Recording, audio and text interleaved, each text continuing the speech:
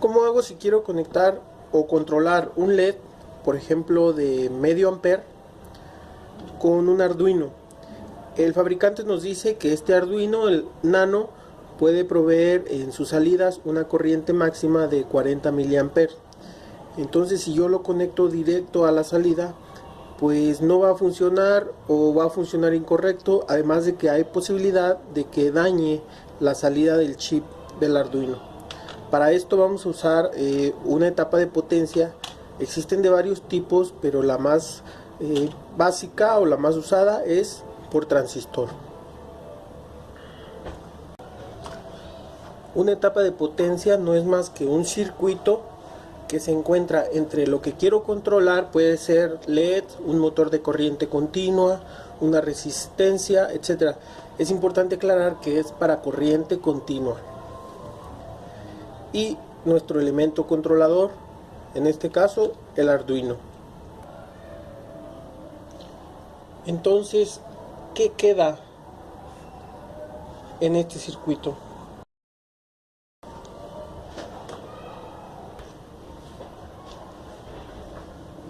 El transistor que vamos a usar en esta ocasión es un TIP 110. También pueden usar el TIP 111 y 112. Varían algún poco sus características de corriente, pero son físicamente iguales. Es un transistor NPN. Su configuración: base, colector y emisor. Su símbolo: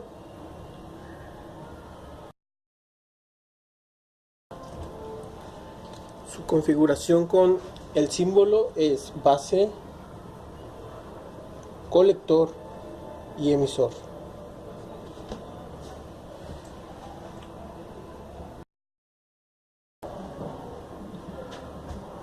La salida del Arduino va a ir conectada a la base del transistor a través de una resistencia de acoplamiento que puede ser entre 100 y 220 ohms. El emisor del transistor va a ir conectado a tierra.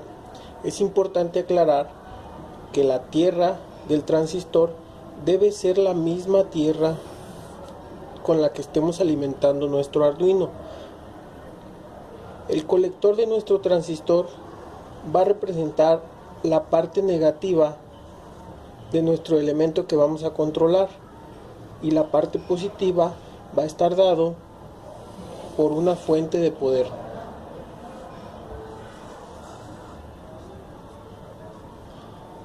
Que debe estar conectada tanto a la tierra del Arduino como a la tierra del transistor. ¿Qué es lo que va a pasar cuando pongamos a trabajar nuestro circuito? Que cuando pongamos en alta la salida del Arduino, en esta parte nos va a entregar una corriente de 40 miliamperes, que va a ser amplificada por el transistor y va a permitir una corriente entre el colector y el emisor, dependiendo de las características del transistor. En este caso, para un transistor TIP 110, la corriente máxima es 1 ampere. Sin embargo, el elemento que vamos a controlar es de medio ampere. Por aquí va a fluir 500 miliamperes. Ojo, a veces escuchamos el término amplificador de corriente. No quiere decir que al alimentar con 40 miliamperes, por arte de magia me vaya a entregar medio ampere. Simplemente que con 40 miliamperes puedo controlar 1 ampere o medio ampere en este caso, pero no provienen directamente del Arduino ni del transistor. Provienen de una fuente que tiene esa capacidad. Para focos, en este caso de 12 volts, mi fuente debe ser de 12 volts. Es independiente de la fuente del Arduino. Démonos a la tarea de diseñar un circuito para una etapa de potencia para controlar 3 elementos, que en este caso serían los 3 focos que tengo de mi lado derecho, con 3 salidas del Arduino. Lo primero que tenemos que hacer es definir nuestras entradas y salidas de nuestro circuito. Vamos a tener tres entradas que vamos a llamar S0, S1 y S2. Además vamos a tener una fuente de alimentación externa de corriente continua de 12 volts.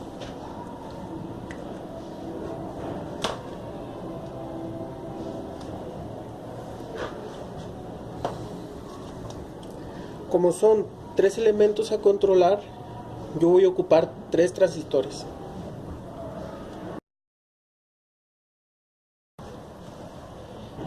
La base de cada uno de ellos va a ir conectado a las entradas que nos está proveyendo el Arduino a través de su resistencia de acoplamiento.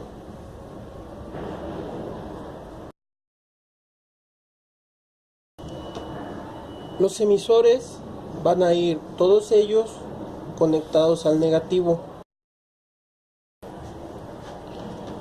Los colectores, como habíamos dicho antes, van a representar la parte negativa de nuestra salida. Para este circuito vamos a tener tres salidas, que va a ser donde voy a conectar mis tres focos, y el positivo de la fuente se va a distribuir a los tres elementos a controlar.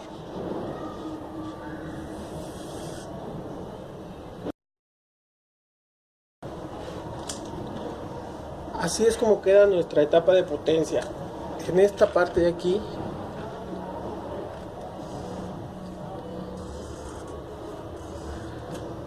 obsérvese que tengo tres salidas, cada una de ellas con un positivo y un negativo.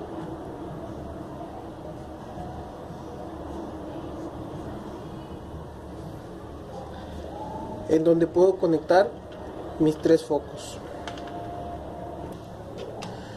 Revisen las hojas de datos de los transistores para saber cuánta corriente va a soportar que pase entre el colector y el emisor, que es la corriente máxima que vamos a poder controlar.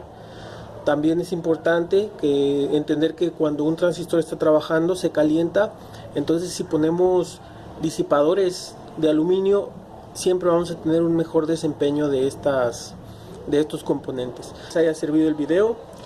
Hasta luego.